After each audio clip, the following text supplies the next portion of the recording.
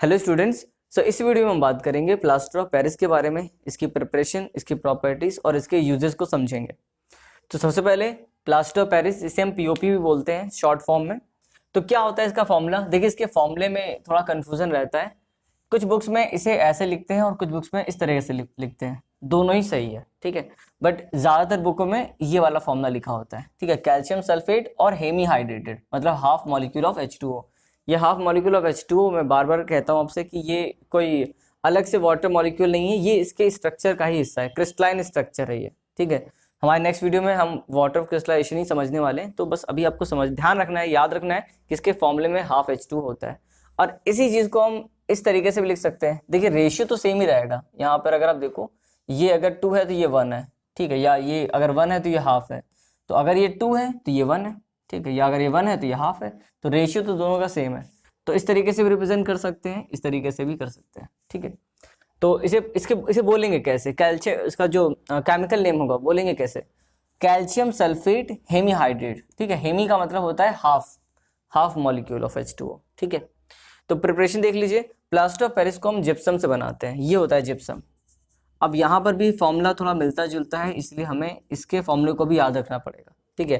देखिए, plaster of Paris is prepared heating gypsum. आप जब जिप्सम को बस 100 डिग्री पे हीट कर दीजिए और आपका पीओपी, ये पीओपी है, पीओपी तैयार हो जाएगा, ठीक है।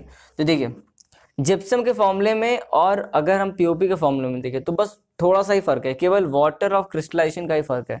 क्या हुआ? देखिए, जब CaSO4 हमने लिया तो यहाँ पर CaSO4 और वाटर में 1:2 का रेशियो है, ठीक है, 1 और 2 का रेशियो है। जिप्सम में जब इसे हीट करेंगे तो इसका 3/2 वाटर मॉलिक्यूल इवापोरेट कर जाएगा। ये देखिए, ये इवापोरेट कर गया और जो हाफ मॉलिक्यूल रह गया वो इसको पीओपी में कन्वर्ट कर देगा, ठीक है। एक चीज ध्यान रखिएगा, जब हम ये कन्वर्जन करा रहे होते हैं, रिएक्शन करा रहे होते हैं, तो अगर 100 डिग्री से ज़रा सा भी ज़्यादा अगर टेम्परेचर हो गया तो ये जो हाफ मॉलिक्यूल आप देख रहे हैं ये भी निकल जाएगा और ये एनहाइड्रस CaSO4 में कन्वर्ट हो जाएगा। और अगर ये एक बार एनहाइड्रस में कन्वर्ट हो गया उसके बाद ये वेस्ट हो जाएगा, इसका हम यूज़ नहीं कर पाएंगे, इसे हम सॉलिड मास में कन्वर्ट नहीं कर पाएंगे। तो यही नोट मैंने यहाँ पर लिखा है, during the preparation of POP, जब आप पीओपी बनाएंगे तो टेम्परेचर का बहुत ध्यान रखना होता है। सो temperature should be controlled carefully, otherwise anhydrous का मतलब होता है कि जिसमें पानी ना हो, जिसमें वाटर मॉलिक्यूल बिल्कुल ना हो। Anhydrous CaSO4 will be formed, calcium sulphate will be formed, ठीक है, which does not set into hard mass when mixed with water, ठीक है। पीओपी बहुत जनरल नेम है, ये बच्चे इसको लेकर और इसके बहुत सारे टॉयज भी बनाते हैं, बहुत सारे आर्टिकल्स भी बनाते हैं। तो ये बहुत कॉमन चीज़ है, सबने देखी होती है। अब हम देखते हैं कि यहाँ पर ऐसी कौन कौन सी प्रॉपर्टीज है, कहाँ कहाँ ये यूज़ किए जा सकते हैं। अब हम देखते हैं इसकी प्रॉपर्टीज एंड यूजेस। तो देखिए, यहाँ पे प्रॉपर्टीज, इसकी एक सबसे इंपॉर्टेंट प्रॉपर्टी ये है कि जब हम इसे वाटर के साथ मिक्स करते हैं ये हार्ड मास में कन्वर्ट हो जाता है। यही इसकी प्रॉपर्टी, सबसे मेन खास प्रॉपर्टी यही है, ठीक है। तो देखिए, it is white odourless powder, ठीक है। अब सबसे इंपॉर्टेंट बात यही है कि जब इसकी रिएक्शन वाटर से की जाती है या वाटर के साथ मिक्स किया जाता है, ये हार्ड मास में कन्वर्ट हो जाता है, हार्ड सब्सटेंस में कन्वर्ट हो जाता है। So when it is mixed with water it evolves heat evolve करता है, एक्सोथर्मिक प्रोसेस होता है, and quickly sets to a hard substance within 10 to 15 minute, ठीक है। सारी भी फिजिकल और केमिकल प्रॉपर्टी इसी प्रॉपर्टी को बेस्ड है।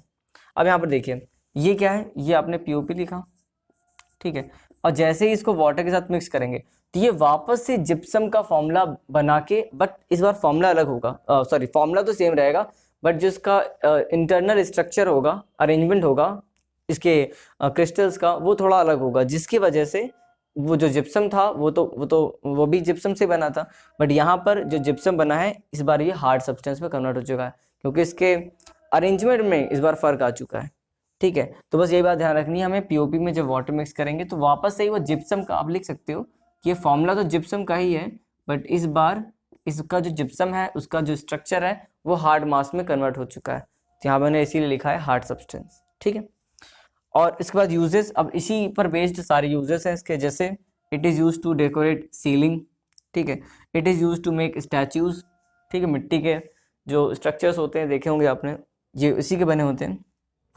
It is use for joining fractured bones, ठीक है, इसी हार्ड मास में कन्वर्ट होने की वजह से।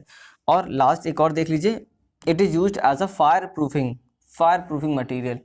तो ये कुछ यूजेस थे इसके जो आपको समझ में आ गए होंगे।